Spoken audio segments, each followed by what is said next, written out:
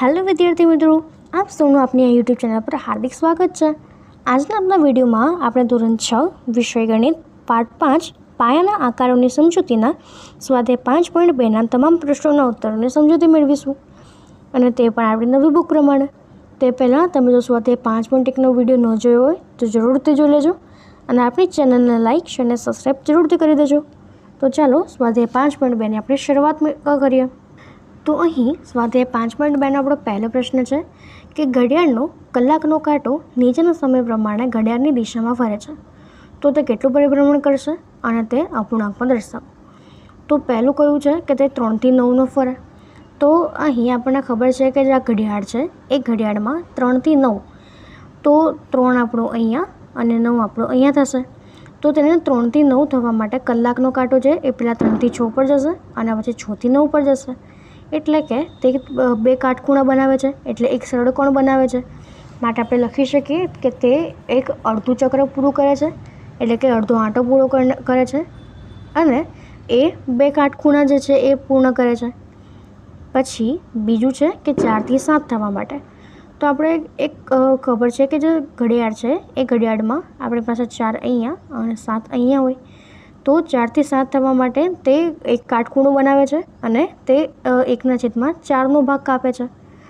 પછી 7 થી 10 થવા માટે, તો તેના માટે બી આપણે લખી શકીએ કે આપણો 7 અહીંયા અને 10 અહીંયા કશેક હોવો જોઈએ, જે પણ કાટખૂણું બનાવે છે અને 1/4 ભાગ કાપે છે।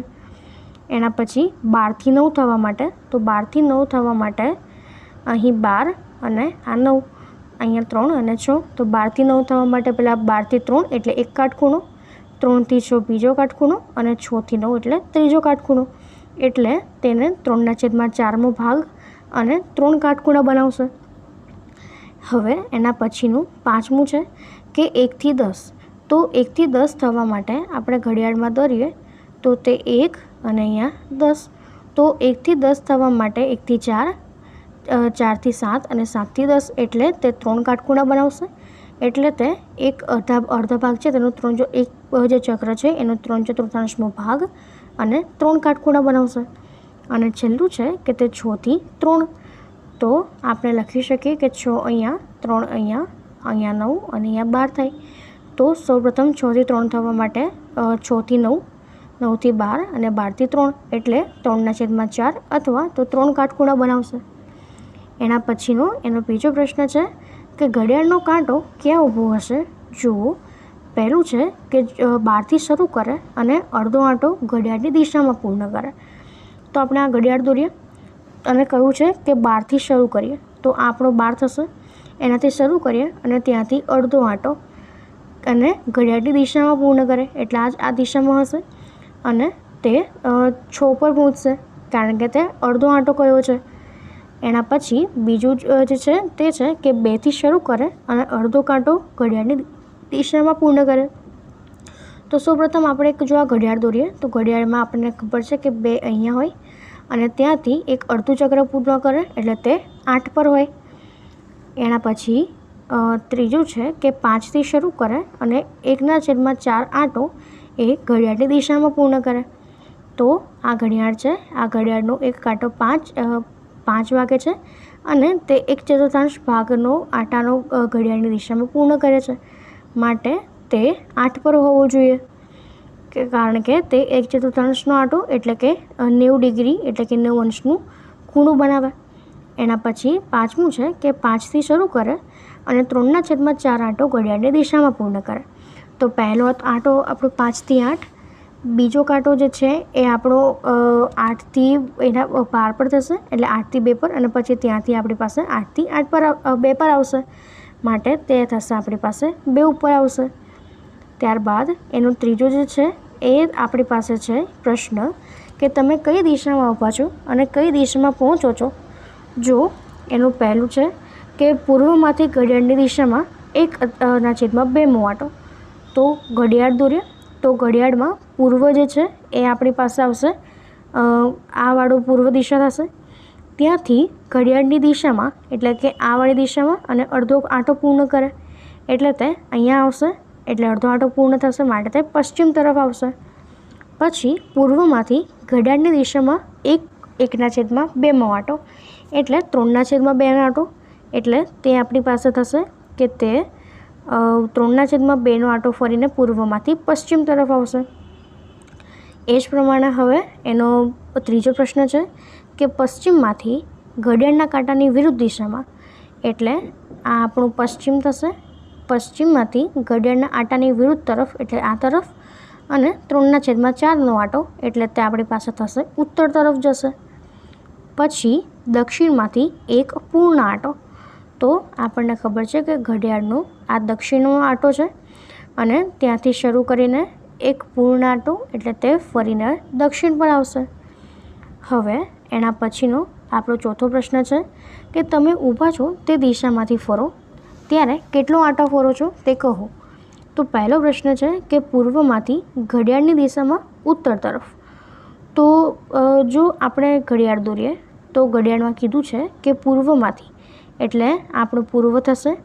ઘડિયાળની દિશામાં ઉત્તર તરફ, તો અહીંયાથી આપણે જો ઉત્તર તરફ ચાલીએ તો આપણે પાછળ કરીશું કે આ આપણો અડધો આંટો એટલે 90, એટલે એક ખૂણો, અને બીજો 2 90ના ખૂણા એટલે 3/4 ખૂણો અથવા તો 3 કાટખૂણા બનશે. એના પછી બીજું છે કે દક્ષિણમાંથી ઘડિયાળની દિશામાં પૂર્વ તરફ. તો આપણી ઘડિયાળ છે, ઘડિયાળનો આ દક્ષિણ છેડો છે અને ત્યાંથી ઘડિયાળની દિશામાં પૂર્વ તરફ એટલે આપણે આ બાજુ આવીશું, તો તે પણ આપણો 3/4 ભાગ થશે. પછી પશ્ચિમમાંથી ઘડિયાળની દિશામાં પૂર્વ તરફ. તો જો આપણે ફરીથી ઘડિયાળ દોરીએ તો ઘડિયાળમાં પશ્ચિમની દિશામાંથી ઘડિયાળની પૂર્વ તરફ એટલે તે આપણો અડધો આંટો પૂર્ણ થશે. હવે એના પછીનો આપણી પાસે પાંચમો પ્રશ્ન છે કે ઘડિયાળનો કલાકનો કાંટો નીચેના સમય દરમિયાન કેટલા કાટખૂણા જેટલું ફરે તે કહો. તો સૌથી પહેલું છે કે તે 3 થી 6 ફરે.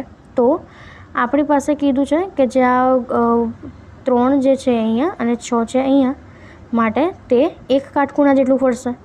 પછી કીધું છે કે તે 2 થી 8 જેટલું ફરે છે, માટે તે 1 અને 2 આમ 2 કાટખૂણા ફરશે. પછી 5 થી 11 કીધું હોય તો આપણા 5 અહીંયા અને 11 અહીંયા આવશે, માટે તે પણ 2 આંટા જેટલું એટલે 2 કાટખૂણા જેટલું ફરશે. પછી 10 થી 1 કીધું હોય તો આપણે લખી શકીએ કે જે આ ઘડિયાળ છે એ ઘડિયાળમાં 10 અહીંયા અને 1 અહીંયા, માટે 1 કાટખૂણું હોય. એના પછી 12 થી 9 છે, તો 12 થી 9 માટે આપણે દોરીએ તો તે આપણી પાસે થશે કે આ 12 અને આ 9, માટે 1, 2 અને 3 એટલે તે 3 કાટખૂણા બનાવશે. અને 12 થી 6 માટે તો 12 અહીંયા અને 6 અહીંયા, માટે 1 અને 2 એટલે 2 કાટખૂણા બનાવશે. હવે એના પછીનો આપણો છઠ્ઠો પ્રશ્ન છે કે આપેલી સ્થિતિમાં તમે ફરો છો ત્યારે કેટલા કાટખૂણા રચાશે. એનો પહેલો પ્રશ્ન છે કે ઘડિયાળની દિશામાં દક્ષિણમાંથી પશ્ચિમ તરફ. તો આ આપણી ઘડિયાળ છે, એ ઘડિયાળમાં દક્ષિણમાંથી પશ્ચિમ તરફ એટલે 1 કાટખૂણું ફરશે. પછી ઘડિયાળની વિરુદ્ધ દિશામાં ઉત્તરથી પૂર્વ તરફ, એટલે ઘડિયાળની વિરુદ્ધ દિશામાં ઉત્તરથી એટલે ઉત્તર આપણો આ અને ત્યાંથી પૂર્વ તરફ એટલે તે પણ આપણી પાસે 3 પૂર્વ જે છે એ આપણી પાસે થશે 3 એટલે 3 કાટખૂણા બનશે. ત્રીજું પશ્ચિમથી પશ્ચિમમાં, એટલે જો આપણે આ ઘડિયાળમાં પશ્ચિમથી શરૂ કરીએ અને પાછા પશ્ચિમ પર આવીએ તો તે આપણી પાસે 4 કાટખૂણા બનશે. ત્યારબાદ એનું ચોથું છે કે દક્ષિણથી ઉત્તરમાં. તો જો આપણે ઘડિયાળ દોરીએ તો ઘડિયાળમાં આપણી પાસે કીધું છે કે તે દક્ષિણથી એટલે આ દક્ષિણથી ઉત્તર તરફ એટલે આ ઉત્તર તરફ, તો માટે તે 2 કાટખૂણા બનાવશે. હવે એના પછીનો આપણો 7મો પ્રશ્ન છે કે ઘડિયાળના કાંટા ફરીને ક્યાં ઊભા રહેશે. તો એનો પહેલો પ્રશ્ન છે કે 6 વાગે શરૂ કરીને 1 કાટખૂણા જેટલું ફરે. તો આ આપણું ઘડિયાળ છે, એ ઘડિયાળમાં એ 6 છે, 6થી શરૂ કરે અને 1 કાટખૂણા જેટલું ફરે એટલે કે તે 9 પર ઊભો રહે. પછી 8થી શરૂ કરે અને 2 કાટખૂણા જેટલું ફરે. તો અહીં 8થી શરૂ કરે અને 2 કાટખૂણા જેટલું ફરે એટલે તે આપણી પાસે થશે કે તે 2 ઉપર ઊભો રહેશે. એના પછી 10 વાગે શરૂ કરે અને 3 કાટખૂણા જેટલું ફરે. તો અહીં 10 વાગે શરૂ કરે અને 3 વાગે 3 કાટખૂણા જેટલું ફરે એટલે તે આપણી પાસે થશે 7 પર હોવું જોઈએ. અને ચોથું છે કે 7 વાગે શરૂ કરીને 2 વાગે 2 સળકોણ જેટલું થવું જોઈએ. તો માટે જો આપણે આ એક ઘડિયાળ દોરીએ તો ઘડિયાળમાં 7થી શરૂ કરીએ તો આપણો એક સરળ કોણ અને આપણો બીજો સરળ કોણ એટલે તે ફરીથી 7 ઉપર આવવું જોઈએ. તો હવે આપણું આ સ્વાધ્યાય પૂર્ણ થાય છે. આ સ્વાધ્યાયમાં જો તમને કોઈ પણ ડાઉટ હોય તો કોમેન્ટ સેક્શનમાં જરૂરથી જણાવજો અને આપણી ચેનલને લાઇક, શેર અને સબસ્ક્રાઈબ જરૂરથી કરી દેજો. Thank you.